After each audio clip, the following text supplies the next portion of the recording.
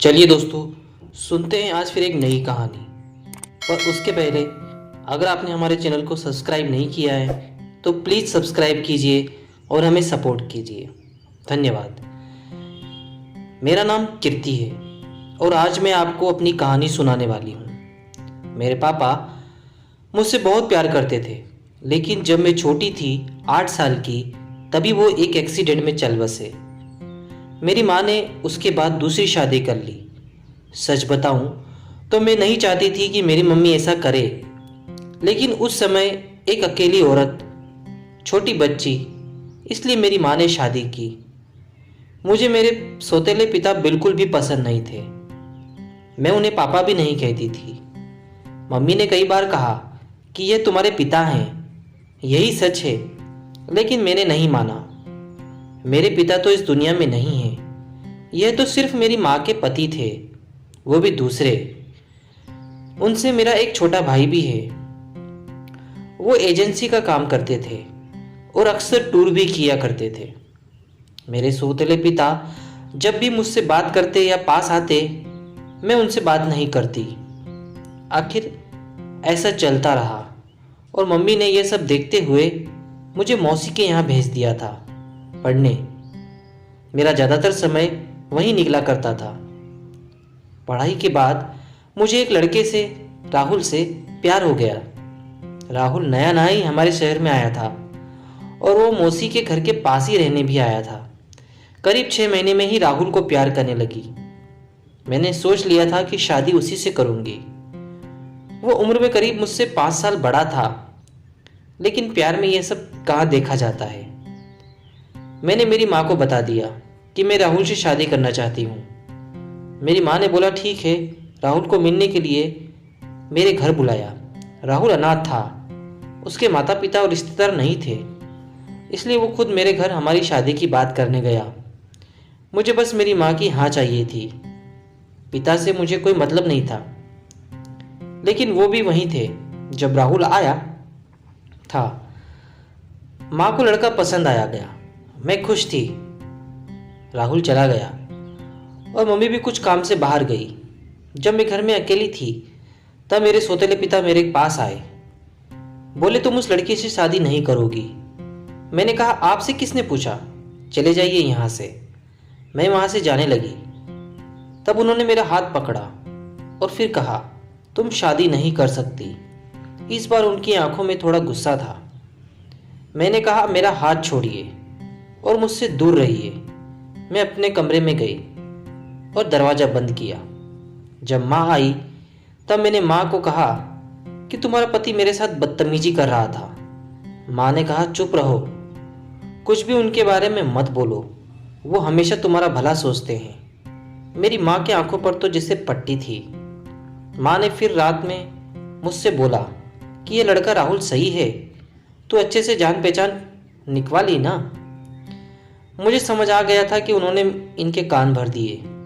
मैंने कहा कि खोट राहुल में नहीं, तुम्हारे पति में है। वो मेरी शादी नहीं होने देना चाहते। पता नहीं उनके दिल में क्या है, लेकिन मैं राहुल से ही शादी करूंगी। मेरा फैसला मेरी माँ अच्छे से जान चुकी थी, इसलिए हमारी शादी तय हो गई। शादी की तैयारियां होने लगी। मैं खुश थी। इस दौरान मैंने उनकी आंखों में अजीब सी बेचैनी देखी। मुझे साफ दिखाई दे रहा था कि वो नहीं चाहते कि मेरी शादी हो।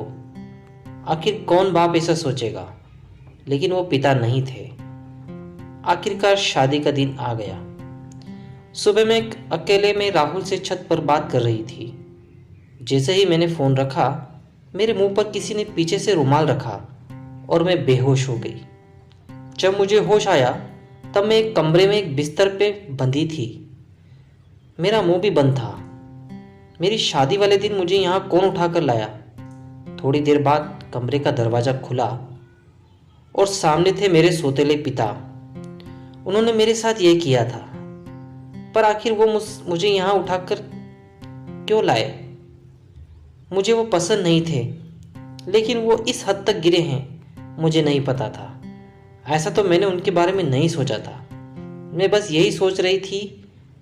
तब वो बोले मैं तुम्हारी शादी उस लड़के से नहीं होने दूंगा। वो खाना लेकर आए थे। उन्होंने मेरा मुंह खोला। मैंने कहा कि क्या चाहते हो? तुम मेरी शादी से इतने परेशान क्यों हो? मुझे यहाँ बांध कर रखा है, यही तुम्हारा असली चेहरा है? मेरी आवाज़ तेज होती देख उन्होंने मेरा मुंह वापस बांध दिया। आज रात मेरी शादी थी और रात को मैं यहाँ इस कमरे में बंद हूँ। मेरे आंखों से लगातार आंसू निकल जा रहे थे। मैं सोच रही थी कि सारी गलती मेरी माँ की है जो इस आदमी से शादी कर ली। रात को फिर वो कमरे में आए।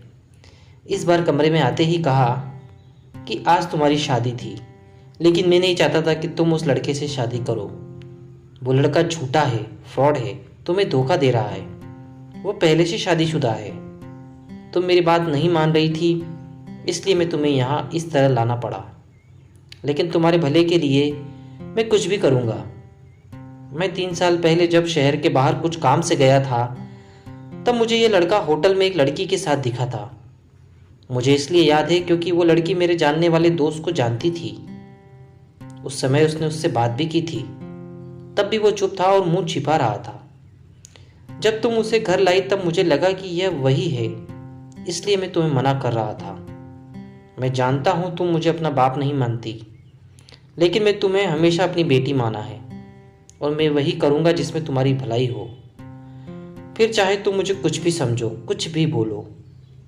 उस लड़के की सच्चाई तुम्हें सुबह पता चल जाएगी और जब तक मैं तुम्हें यहीं रखूँगा। और वहाँ से दरवाज़ा बंद करके वो चले गए। सुबह वो वापस आए, साथ में माँ भी थी। माँ ने पहले आते ही मेरे हाथ और मुंह खोला।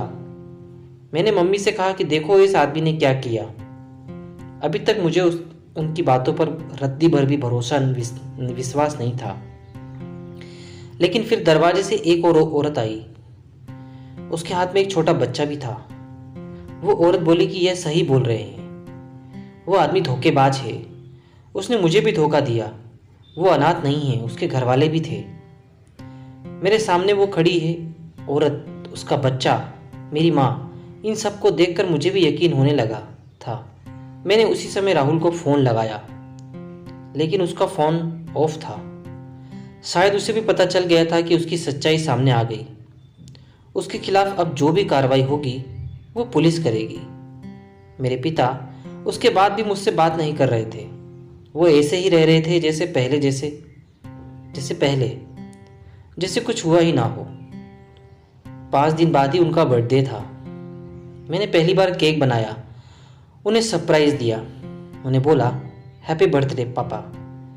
मेरे ऐसा बोलते ही उनकी आंखों से आंसू आ गए। इतने सालों से दबा रखे थे शायद। बोले बेटा बस, अब मुझे ज़िंदगी से कोई शिकायत नहीं, अब मुझे कुछ नहीं चाहिए। तुमने मुझे पापा कहा, बस इतना ही मुझे सुनना था। तब मुझे समझ आया कि मैं कितनी कच्ची हूँ इंसान पहचानने में।